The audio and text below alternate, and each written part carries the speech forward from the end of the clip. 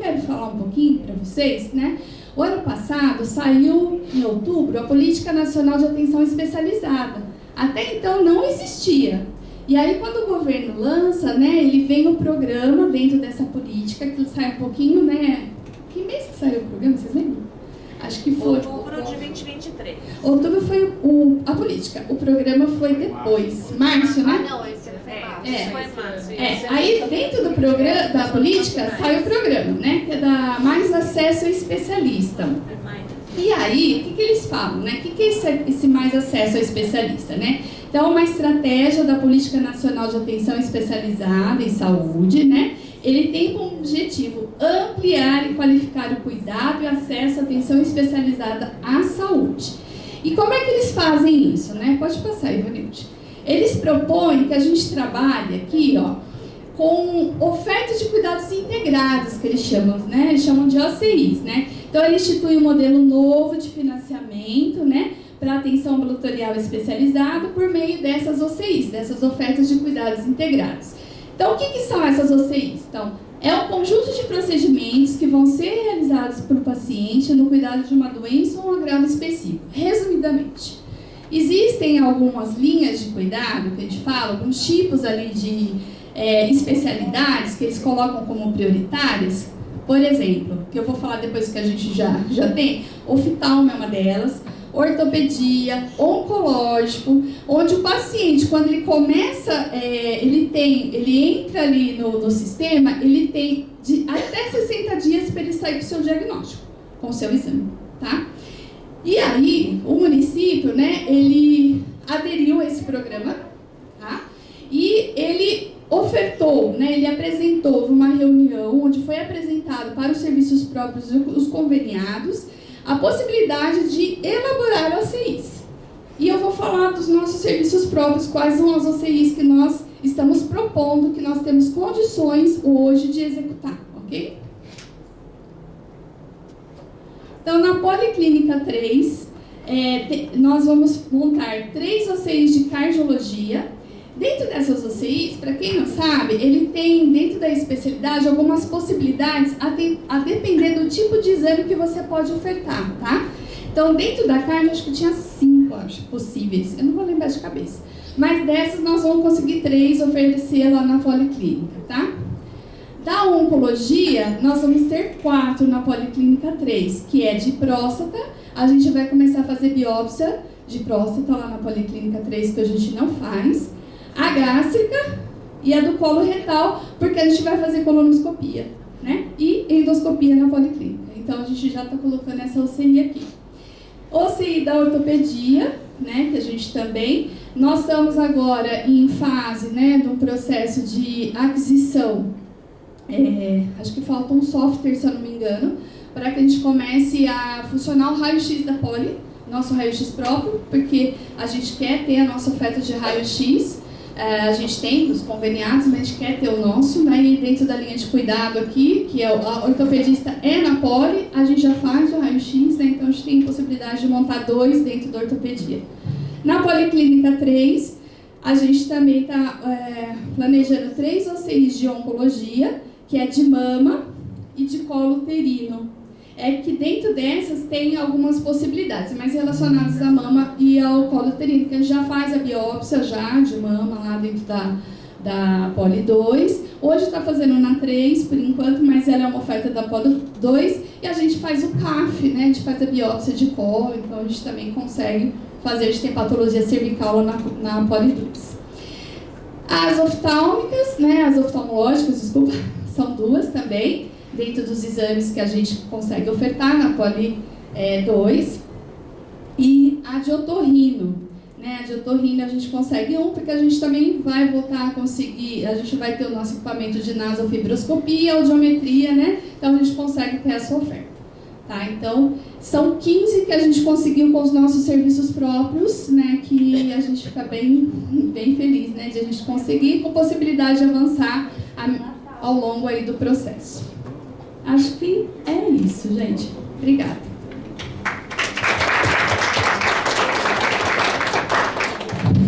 Obrigado, Renata. Obrigado, Levi. Agora o Roberto vai fazer a apresentação dos conceitos. considerações aí. Para mim.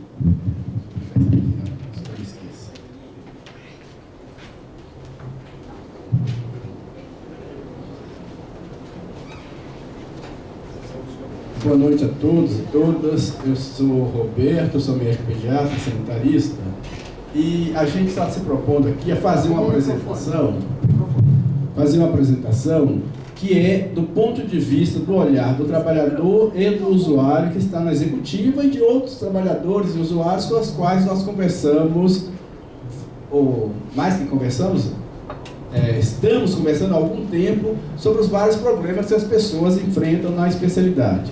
Então é uma apresentação baseada muito nas queixas que a gente recebe. E, além das queixas, numa avaliação a partir assim, do meu papel como sanitarista, de ter ficado na rede durante 40 anos, de conhecer bastante dos processos que acontecem por aí. Mas já vou antecipando que faz 2 anos que eu me aposentei, 2 anos, portanto, que eu não consigo acompanhar tão de perto quanto eu acompanhava na época que eu estava na unidade. Mas tem algumas coisas que a impressão que eu tenho, assim, às vezes eu me considero muito chato. Não deve ser chato, mas mais que eu me considero. Assim, o que eu estou querendo dizer com isso? Que as pessoas apontam avanços, e eu acho que teve mesmo, não vou negar que teve avanços ao longo desse tempo. Mas esses avanços, e a gente vai fazer bastante crítica àquilo que a gente considera que ainda está inadequado, ainda não repercute para a população como a gestão acha que repercute. Não é um problema, viu? É um problema assim, eu quero dizer o seguinte, isso sempre acontece, né? Quando apresenta a RDQA, e talvez, provavelmente, quando está na gestão e fazer isso também, quem está na gestão sempre apresenta as coisas como se estivéssemos no paraíso. E o usuário, o trabalhador, não consegue enxergar este paraíso. O que eu vou tentar fazer aqui é exatamente esse contraponto, demonstrando, ou tentando demonstrar, que ainda tem que se avançar muito para chegar ao paraíso, se é que ele existe, um dia chegaremos lá.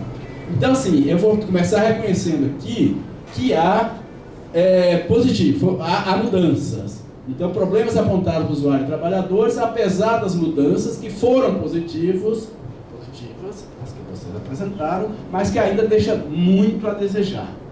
Então, quais são esses problemas? Longas filas de espera para grande quantidade de especialidade.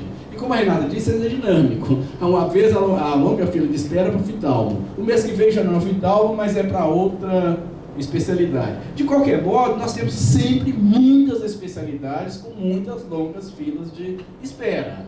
Então, essa que resolveu hoje, amanhã ela pode voltar a não ser resolvida e assim por diante. Então, ela apontou 10, nós pedimos. Mas provavelmente, no mês que vem, se a gente pedir apontar 10, não serão as mesmas 10, mas continuarão existindo 10 especialidades com longas filas de espera. Ou vocês duvidam disso?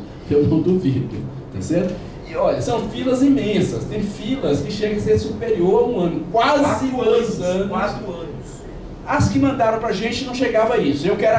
Eu sempre trabalho com os dados oficiais. Eu nunca trabalho com dados. Então, IBGE, eu gosto do censo do IBGE e não do censo que os trabalhadores fazem. Quando me perguntam trabalhadores, qual a população da sua área de cobertura? 40 mil. Vai no IBGE e vê lá que é 22. Eu trabalho com os 22 e não com os 40 mil. O dado oficial que nós temos, e é com ele que nós vamos trabalhar, é que as filas de espera, as maiores, são superiores a 1 ano. Quase perto dos 2, mas não chega a 2. As de 4 anos eu não vou considerar, porque não faz parte do dado oficial. Tá certo? Então são filas de espera imensas.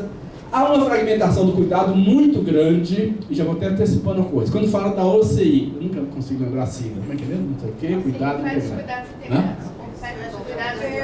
Que há uns anos atrás era chamada linha de cuidado, não passa disso, tá certo? As OCIs vão resolver, espero, alguma parte da fragmentação. De quantas? De 14, 15 coisas que a Secretaria pode oferecer às tais OCIs.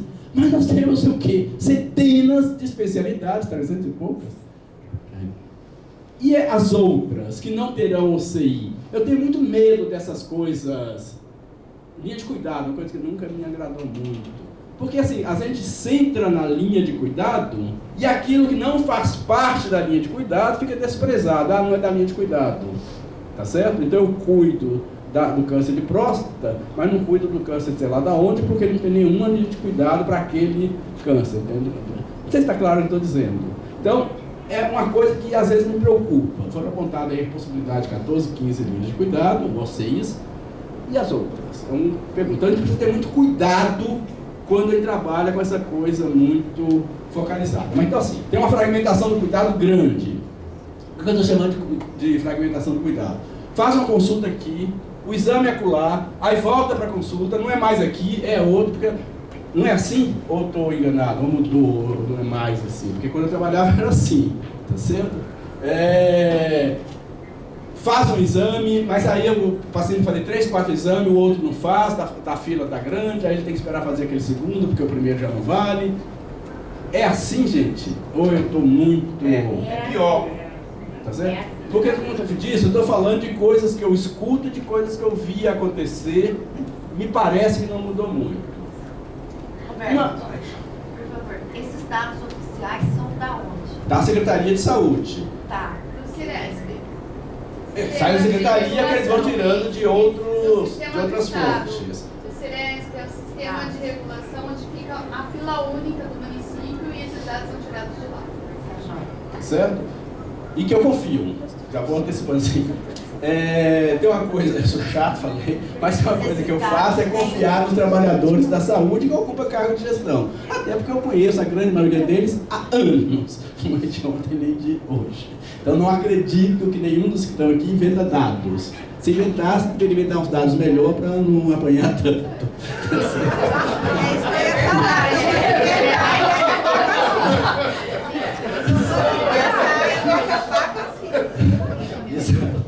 Se eu fosse inventar, eu zerava um monte de fila. Bom, mas isso é fato, uma fragmentação do cuidado muito grande, essas consultas aqui, acolá, etc. Uma muita baixa integração com a atenção básica. E quando você olha a própria apresentação, isso fica claro. A regulação olha de cima da regulação para as filas. O que nós gostaríamos é que a atenção básica olhasse para cima, através do cuidado com o paciente. A função da atenção básica é ser ordenadora do cuidado, tá certo? Ou seja, quando eu encaminho o meu paciente para especialidade, eu deveria estar acompanhando. Eu sempre conto a história, quando o Covas estava vivo, o Davi Uípe era o médico dele, e era o gestor do cuidado dele. O Covas não fazia nada se o Davi Uípe não tivesse aprovado, apoiado, etc. Então assim, eu sei disso por causa da imprensa, né? Mas assim, é como se fosse o sonho da gestão do cuidado. Eu encaminho o meu paciente, aí eu quero discutir com o cirurgião a cirurgia que ele vai fazer, o exame que ele vai fazer, coisa que chega a resultado. Eu sei que eu estou delirando, não tem problema. Mas esse é o sonho de consumo do que deveria ser o papel da atenção básica. Dá para fazer isso com todos os pacientes? Não, não dá. Mas aqueles mais graves, mais velhos, etc. Eu sempre, quando trabalhei na atenção básica, eu falo demais, daqui a pouco eu pergunto, mas... Eu trabalhava com 3 tipos de classificação dos meus pacientes. Aqueles que eu podia dar apoio ao autocuidado, os que eu tinha que cuidar e aqueles que eu tinha que chamar de dar proteção e cuidado. Esses que é para quem eu preciso dar proteção e cuidado, os velhinhos, os mais vulneráveis, etc. Eu tenho que fazer a gestão dele. Não é a regulação que tem que fazer. O que tem que fazer é o profissional lá da atenção básica. Então eu encaminhava o velhinho. Eu era pediatra, mas eu era velhinho também, viu? É verdade. Aí eu queria saber se ele fez o exame, se ele não fez, se ele ficou internado, se não ficou, como é que foi. Porque ele precisa de proteção e cuidado. Nós não fazemos isso. A nossa atenção primária está longe disso. E essa baixa integração da especialidade com a atenção primária faz superlotar os ambulatórios. Eu não vou entrando para não ficar... Certo? Vai resultar em eficiência e cuidado inadequado. Ainda como resultado dessa fragmentação, quando o cara da atenção primária encaminha, na verdade ele transfere o paciente. Ele não quer mais saber do paciente. É fato. Com raras exceções, sempre tem as exceções, mas a regra é, eu transfiro. Agora não é mais meu problema, é problema da especialidade. Tá certo? Se eu estiver exagerando, me desminta. O próximo. Então o paciente chega lá, ele é transferido, ele não é devolvido à atenção primária, não há gestão do cuidado após o encaminhamento, já falei disso, o esmatriciamento está muito aquém do esperado e do possível, profissional de atenção primária, o que é isso aí? Levanta um pouquinho aí, gente. se sente obrigado a seguir. Isso apareceu como queixa. Esses protocolos, a impressão que eu fiquei é essa, não são discutidos com os profissionais da atenção primária. Então, se vê diante dos protocolos muito mais como camisa de força do que alguma coisa que ajuda e orienta. Essa é uma queixa que tem aparecido com relativa frequência, tá certo? Então, também o que acontece quando vê esses protocolos aí. Outros problemas, não há equidade de acesso. Paciente do distrito, às vezes, espera mais por uma especialidade que outra. Nessa coisa do descentralizado, não sei o que acontece, mas é uma queixa que aparece com frequência. O fulano de tal já conseguiu, eu não consegui ainda. Não sei se é o fato, mas é uma queixa relativamente frequente. Nem sempre o de maior risco é o primeiro a ser atendido. Então tem pacientes graves na fila e outros menos graves já foram atendidos. Conheço situações como essa. É frequente? Não sei, mas existem. Tá certo? Não há gestão do itinerário terapêutico, gestão aqui que eu estava falando. O profissional da atenção básica encaminha e esquece, não faz gestão do percurso desse cidadão no sistema. Não faz o tal da OCI, do cuidado. Não faz o acompanhamento daquele para o qual foi dado a oferta de cuidado integrado. Tá certo? Ainda é muito pequeno o uso da telesaúde para fazer a integração do sistema, que eu aposto muito nisso. Eu acho que a telesaúde está começando agora, etc. Vai chegar um momento que vai ter um peso importante para fazer integração, fazer cuidado melhor, ajudar no matriciamento, etc. O próximo. A integração digital entre ponto de atenção é pequena, quase inexistente, ou ainda é muito embrionária. Eu estou querendo dizer o seguinte: você tem toda a rede básica informatizada, com prontuário eletrônico. Os serviços contratados não têm. Os serviços contratados não conversam com a atenção primária. Eu acho que nem os nossos laboratórios ainda já estão. Estão, as duas policlínicas já conversam, mas não estão os serviços. E nós temos muito serviço contratado. Muito serviço terceirizado. Tá certo? Os nossos próprios. Ótimo. Até pouco tempo nem isso, mas tudo avançou, legal, etc. Mas como eu tenho muito serviço contratado, enquanto eu não... As UPAs também, se eu não me engano, pelo menos até recentemente não estavam, já estão não. Pela rede Mário Gatti. É pela rede Mário Gatti. Então, mas não estão com os nossos serviços de atenção primária, os sistemas não conversam. Não conversam. Então, continua sendo verdade isso aqui. Há uma integração muito pequena. Ele usa o sistema de prontuário eletrônico do... Tá, então, mas vamos ver, ele tem um sistema de compartilhar-se na cidade inteira, para aquele que é usuário do SUS, as mesmas informações, os mesmos dados, etc. O mesmo prontuário em todos os lugares. Claro. Veja, eu falei no início que tem um avanço, mas eu estou apontando aqui o que ainda falta avançar, tá certo? Para a gente não achar que estamos no paraíso. A regulação regional é eficiente. Várias vezes é apontado aqui um uso excessivo de serviços de Campina por outros municípios, inclusive município distante, que sequer é da região, tá certo? Isso foi apontado várias vezes pela própria gestão. Não sei, eu nem conheço muito bem o que acontece, mas aparece. Os serviços estaduais, particularmente a Unicamp, qual a expressão cague anda pra gente. Né? Não está nem aí com a gente. Depois você apaga, velho. Vai pra rede. Apaga lá pra gente. Pouco se lixa com que... Ou não, eu estou enganado, tá certo? É uma autonomia, é como se não fizesse parte do SUS. Uma autonomia, assim, insuportável do meu ponto de vista. E a gente não consegue, nós, o Conselho, a gestão, a Secretaria, etc., colocar um dedo dentro da Unicamp. Ela pouco interage ou pouco se integra à rede municipal e tem um poder muito grande, pela quantidade de recursos que tem, pela quantidade de pacientes que atende, etc. Então, a coisa da região está muito deficiente aí. O próximo. A ID.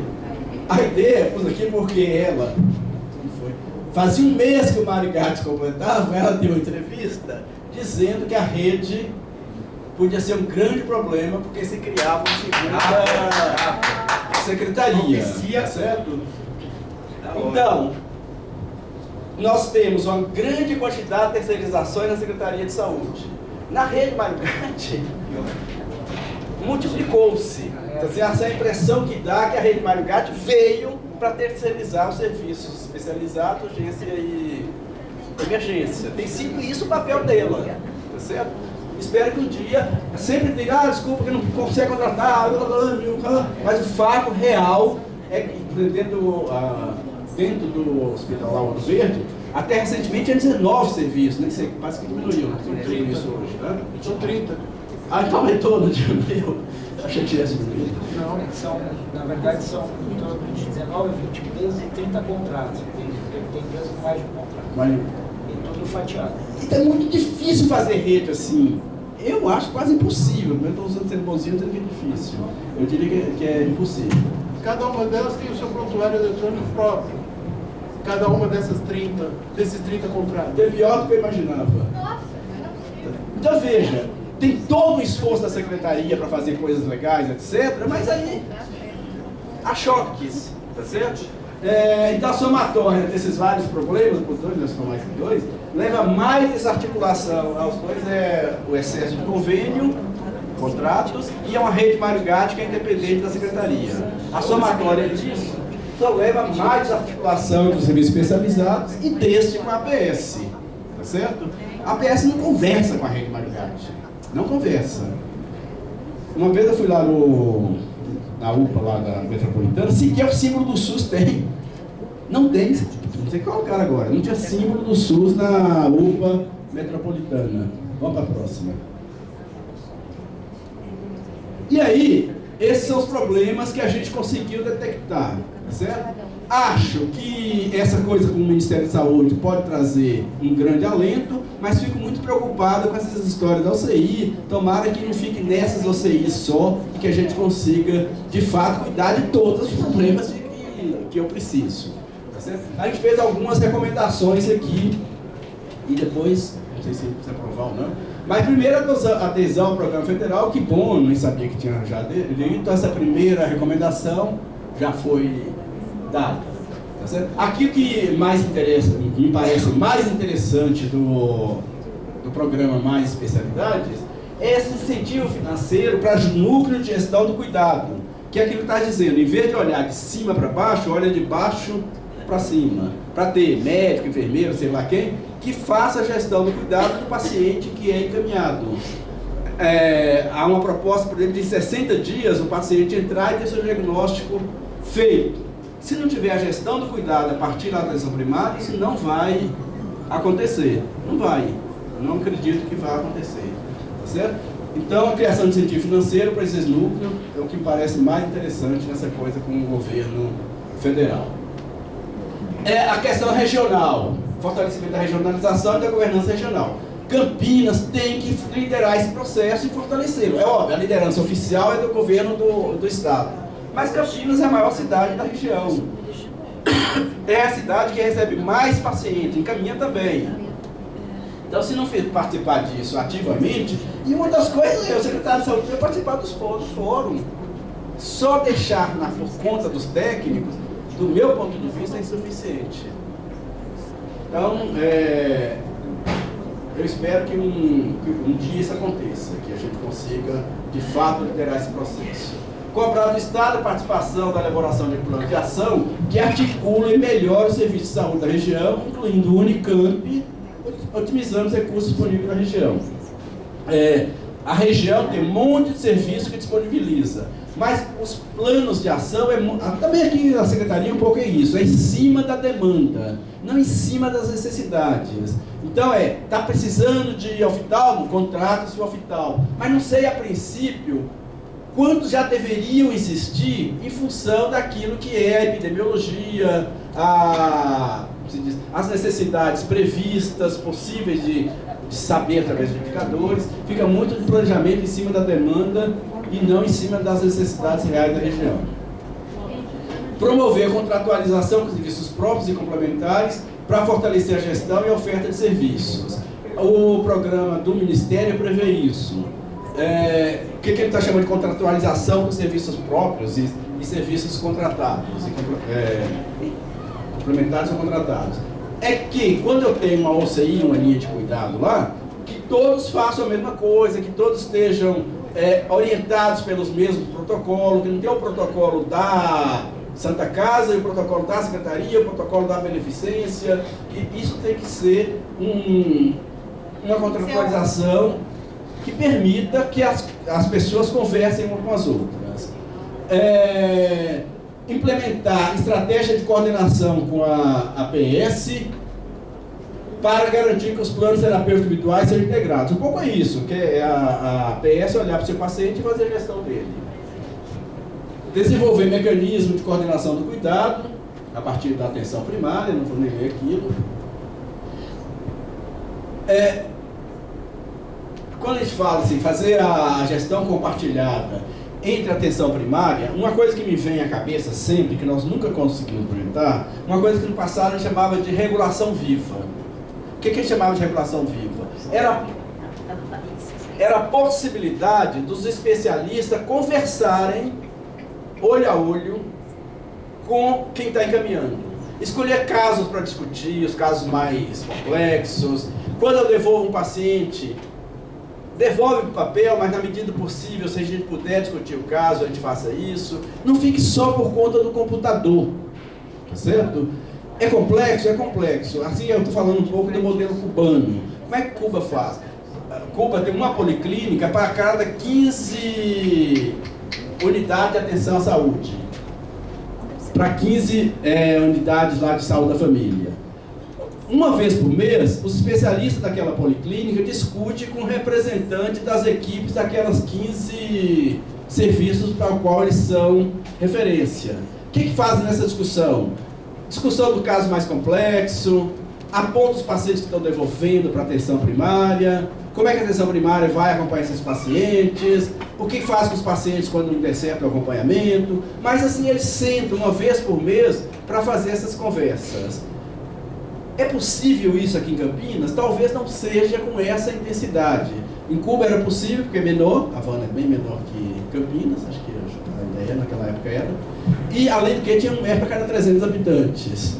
Então isso facilitava muito os processos, coisas que nós não temos. Mas alguma coisa que não fique só por conta do computador, que não fique só por conta de fazer a gestão dos escaninhos, onde eu coloco os envelopes, envelope entre aspas, envelope digital agora, né? Onde eu coloco as planilhas, etc. Mas fazer gestão de pessoas. Não sei se eu estou conseguindo me explicar. Mas ampliar essa comunicação. Então, implementar sistemas que colocam o usuário no centro de regulação, garantindo um atendimento mais ágil e eficaz. Eu tenho muita esperança na saúde digital. Se não dá para fazer cara a cara, mas através das ferramentas do digital eu posso conversar com o especialista pode atender vários médicos ao mesmo tempo, o usuário conversar com o médico que encaminhou, com o profissional que encaminhou, etc, etc. Assim, acho que é uma coisa que tem que ser implementada. Vamos para frente? Ampliação da telesaúde, pode ir, já falei. Ampliar os protocolos clínicos, mas para que não fique sendo interpretado como camisa de força, esses protocolos clínicos têm que ser melhor avaliados com os médicos da rede, factibilidade, etc. Porque senão os médicos ficam olhando isso como camisa de força e não fazem aquilo que está no protocolo. Uma resistência a não fazer o que está lá.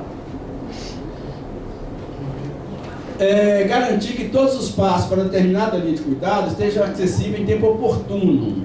Então, qualquer coisa do gestor de cuidado que o Ministério propõe, né? De cada PTS que deve acompanhar o paciente na sua linha de cuidado. Então, se eu pedir um exame tal, aquele exame tem que ser realizado.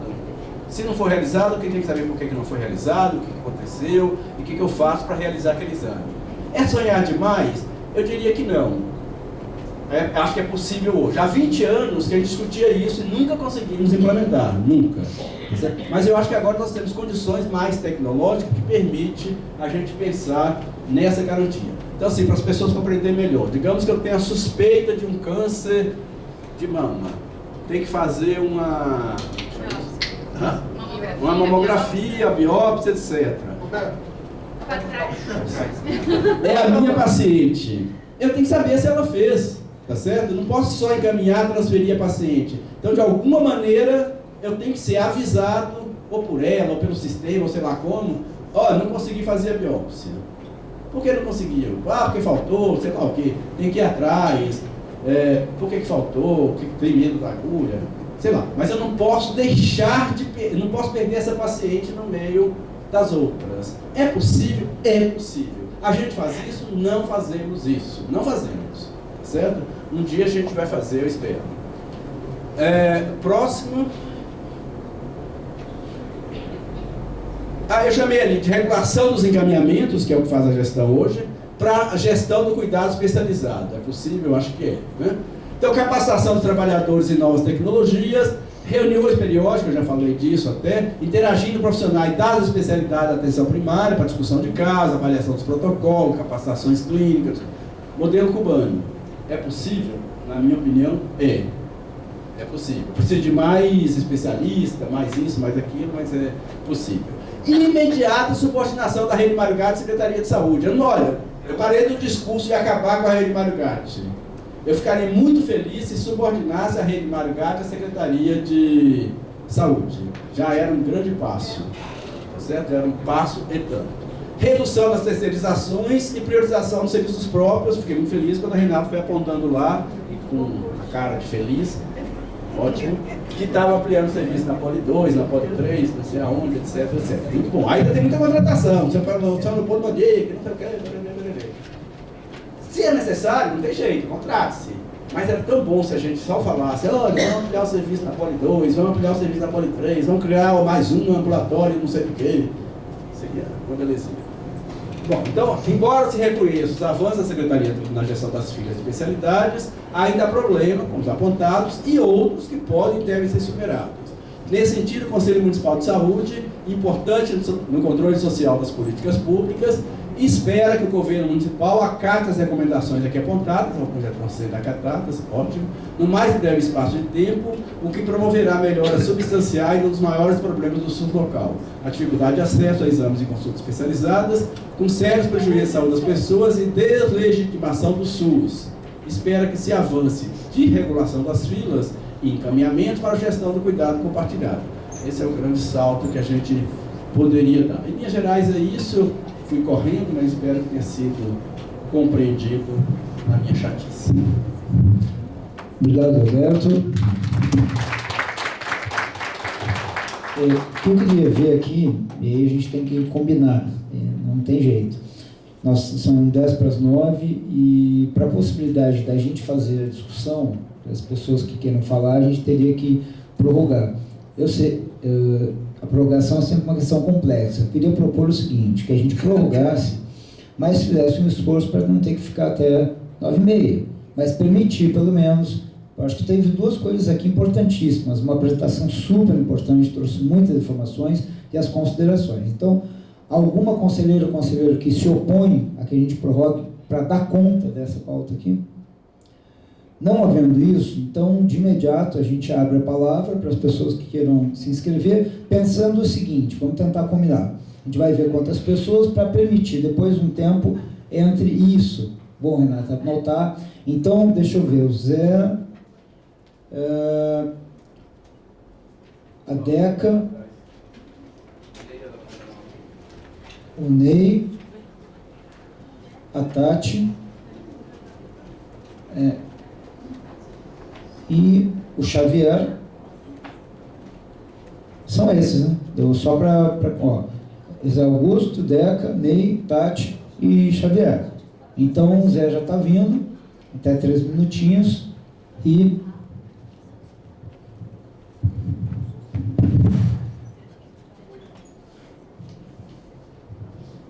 olá, boa noite. Não, é que eu falo baixo. Aponta aí direto de frente para... Boa noite. Antes de começar a falar, eu queria mandar uma saudação especial para a Vivi, que eu não vejo há muito tempo. Vivi, tudo bem? Feliz em te ver. Bom te ver também. Eu queria falar um pouco da oncologia, que é um problema à parte, um problema especial, por 2 motivos. Primeiro, porque a minha janela de observação do sistema, que é as enfermarias de clínica médica do Mário Gatti do Ouro Verde, é uma janela muito desfavorável para a oncologia. A gente só vê os casos que deram errado. Então, eu fico sempre com uma impressão de que está indo mal, porque é a minha janela de observação. E segundo, porque a gente conseguiu aprovar na conferência municipal recente uma proposta de priorização dos casos oncológicos, especialmente da investigação. A linha de cuidado da oncologia, ela não começa quando o paciente é declarado com câncer. Ela começa quando o paciente tem o primeiro sintoma. E desde o momento que ele tem o primeiro sintoma até chegar a ter os exames que confirmam o tipo histológico do câncer, vai um período, um tempo de demora enorme. E nesse tempo de demora enorme, a gente perde a chance de tratar de muitos, talvez da maioria dos casos. Acho que certamente a gente perde mais do que 50% e acho que muito mais do que 50%. A demora começa até para conseguir a primeira consulta. O paciente tem um sintoma e a gente já sabe que muitos dos nossos pacientes escolhem ir por primeira vez não na UPA, que eu acho que é um péssimo ponto de partida, e ficam pipocando em consulta de UPA de maneira não resolutiva e só tendo uma conduta paliativa no começo, ainda sem diagnóstico. Os que vão para a UBS, algumas UBSs, algumas equipes conseguem dar conta do acolhimento e agendam de maneira mais rápida e iniciam a investigação. Outras equipes não conseguem e às vezes os pacientes contam que faz 30 dias que eu estou esperando para marcar a consulta e começar a investigação. Depois que passa por esse primeiro gargalo, que é a consulta médica, depois vem uma sucessão de gargalos para fazer os exames. Fazer tomografia, tem uma fila. Fazer colonoscopia, tem outra fila. São uma sequência de exames. Às vezes o mesmo paciente tem que passar várias vezes por esses gargalos. Então, quando a gente fala assim da demora para diagnóstico oncológico, não é a demora para fazer um exame, são várias, é uma somatória de demoras. E agora, nem o anatomopatológico é suficiente, né? De muitos anos para cá, são duas etapas, o anatomopatológico e mais a imunohistoquímica, são duas demoras, são serviços terceirizados e que demoram mais do que o desejado também. Então, o paciente, quando chega na fila da consulta de oncologia, ele já tem 180 dias de atraso. Quando ele entra no sistema da antiga CROSS, para começar a esperar a consulta de onco, que eu não sei quanto que está demorando, mas ele já está atrasado 180 dias, 9 meses, etc. Eu queria sugerir que um dos parâmetros para avaliação do cuidado oncológico fosse a data do primeiro sintoma versus a data de começo do tratamento, de quimioterapia, radioterapia, cirurgia, ou o que for possível, né? Assim como o cuidado do câncer, o cuidado do infarto melhorou muito quando começaram a falar do tempo porta-agulha. No caso da oncologia, a gente também deveria começar a falar do tempo do primeiro sintoma vago, inespecífico, até a hora que realmente consegue começar a tratar o paciente. Senti falta do câncer de pulmão na lista das OCIs que a Renata apresentou. É uma patologia importante e, pelo menos nas enfermarias, a gente vê muitos casos que são descobertos já tardiamente. Com relação à apresentação do Roberto, eu só queria acrescentar que a experiência do sistema inglês também é no sentido da regulação, eles não chamam de regulação viva, mas da conversa interpessoal entre o GP e os médicos da atenção secundária. E isso já tem mais de 30 anos, eles têm muita experiência com isso. Eu tenho livros da década de 80, 90, descrevendo o sistema inglês, e eles já falavam da importância do contato interpessoal entre os profissionais para azeitar e fazer funcionar a regulação. Obrigado, Zé. Na sequência, a Deca, depois o Ney.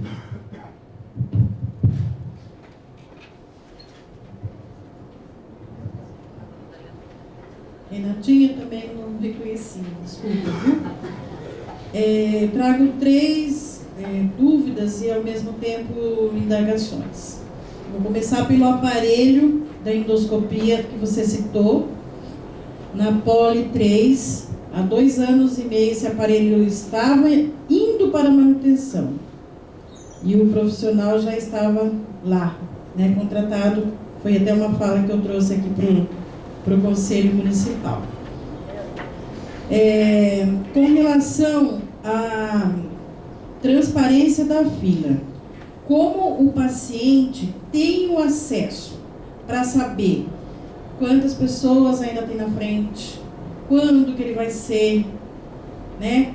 Porque é uma angústia a pessoa que recebe o encaminhamento e não sabe se lá quando vai ser chamado. Esse sistema é fácil acesso, a população tem acesso. Se não tem, o que precisa ser feito para ela ter? Porque é importante o paciente acompanhar e ele também tomar algumas medidas, né? Meu irmão esperou tanto que veio a óbito agora e não vai ser chamado com certeza para consulta, mas já não está mais aqui, infelizmente. Uma outra coisa que foi apontado é a questão do absenteísmo, né? 21%, eu acho, é muita coisa, é um número grande. Então, se a gente for colocar na ponta do lápis, fazer uma pesquisa, esses 21%, quais são as especialidades, os exames e o profissional que estava ali aguardando e recebeu e não oficializou o trabalho porque a pessoa não foi. Então, nós já fizemos alguma pesquisa sobre isso. Por que o paciente não foi? Aconteceu alguma coisa? Está vivo? Né? E se foi feita essa pesquisa, a gente tem que saber também nas transparências, e eu gostaria que vocês trouxessem quanto que tivemos de absenteísmo? 20%, mas isso custou quanto para o nosso código?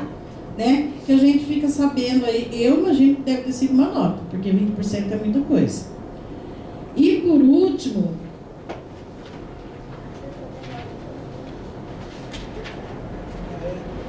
a questão de 14.900 da especialidade de oftalmo é muita coisa também, né? Existe aí algum planejamento para diminuir essa fila durante esse período aqui, ainda até o final do ano? Essas são as minhas dúvidas. Obrigado, Deca. Na sequência, o Ney, depois a Tati.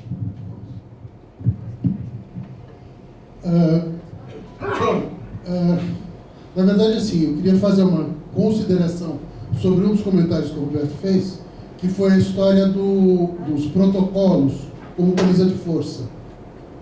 A grande questão que se coloca é que, para quem está lá na ponta da unidade, às vezes, o que o profissional fez foi fazer todos os encaminhamentos que estão no protocolo, recolher o resultado dos exames e não tem recurso tecnológico para anexar os documentos no sistema, e ele faz um relato e é devolvido para a unidade dizendo precisa da fotografia do exame, o relato do médico não vale. Tem uma camisa de força do entendimento dos profissionais nas duas pontas do processo de comunicação aí, que trava o atendimento e vira barreira em vez de ser solução, porque assim, o que precisa ser garantido no processo não é a fotografia, não é a imagem do encaminhamento, mas a informação que está nele. E isso é uma coisa que precisa ser melhor comunicada na formulação do protocolo, para que o conjunto dos profissionais da rede compreendam que o que está sendo pedido não é o odontograma, mas a informação de que precisa extrair o terceiro molar. Tá certo? Simplificar a coisa, facilitar, desburocratizar. Eu acho que a grande questão que se coloca para o conjunto dos protocolos é eles serem produzidos de forma que desburocratize, que aumente a eficiência mas aumente a agilidade do processo. Que a gente tem na história dos protocolos em geral, coisas que são muito detalhadas e muito importantes do ponto de vista do estudo científico, mas que na hora da vida prática é obstáculo. Então, eu acho que essa é uma das questões fundamentais. Facilitar a coisa, agilizar. Tati, depois Xavier.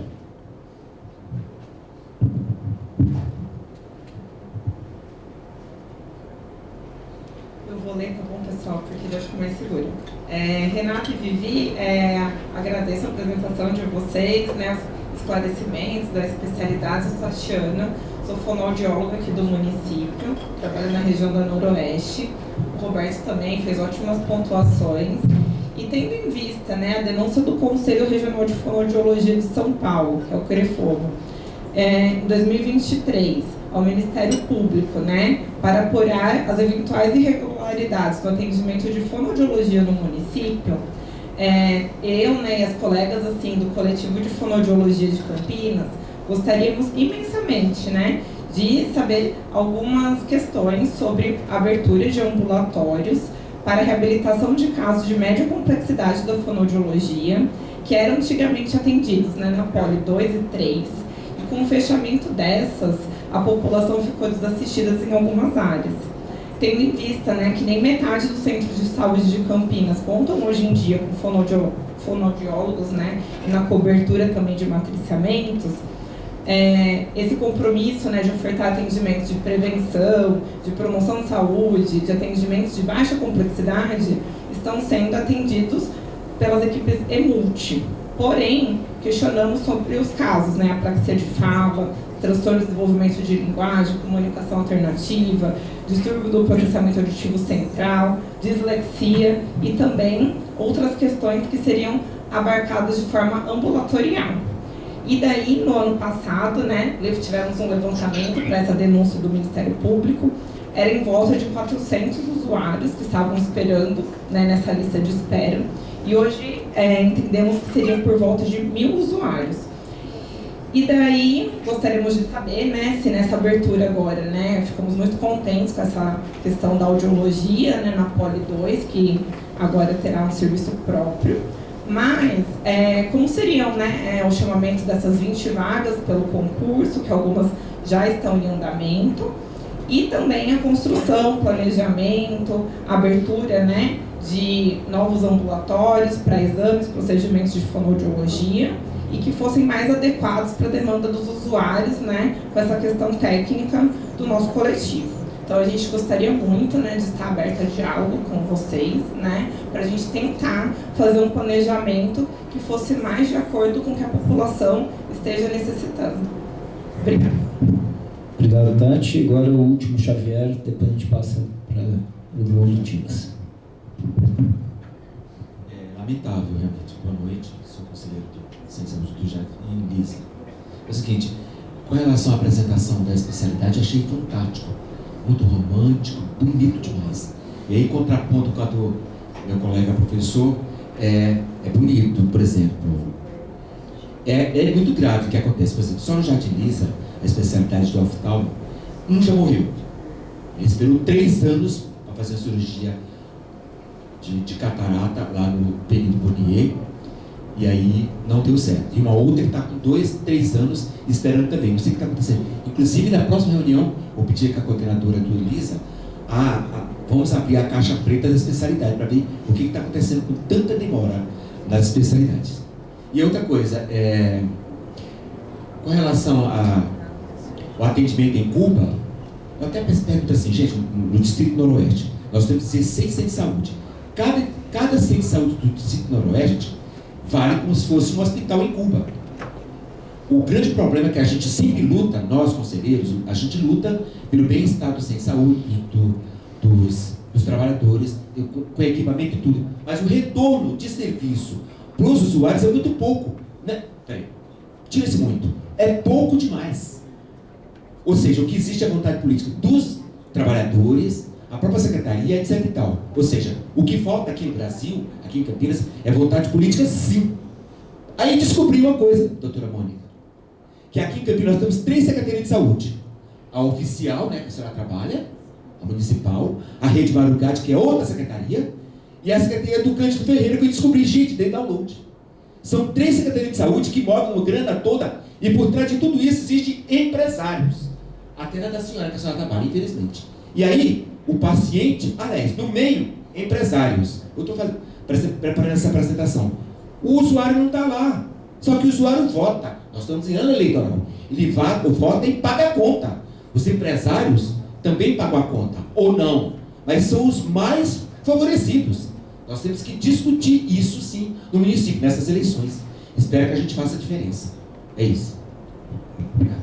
Obrigado, Xavier. Bom, a gente então agora passa para a devolutiva, né, a Renata, a Vivi, e depois também as considerações do Roberto, e a gente verifica o finalzinho e encaminhamento.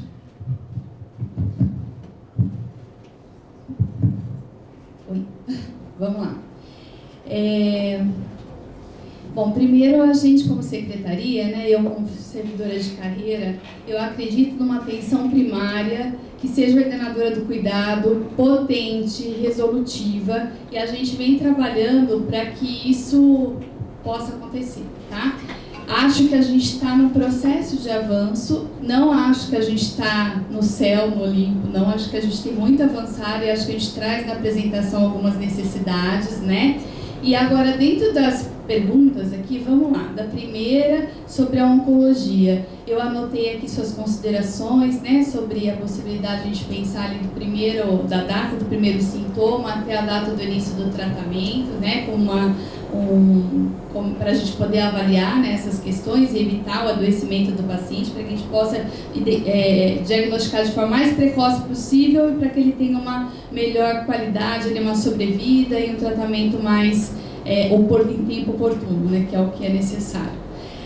Do CA de pulmão também, né, que a gente ainda não tem dentro das nossas OCIs próprias. Lembrando que também os convênios eles foram convidados, né, também para apontar as suas OCIs, tá? Mas coloquei aqui para a gente poder ver dentro dos próprios se a gente tem a possibilidade também de pensar nessa OCI do CA de pulmão.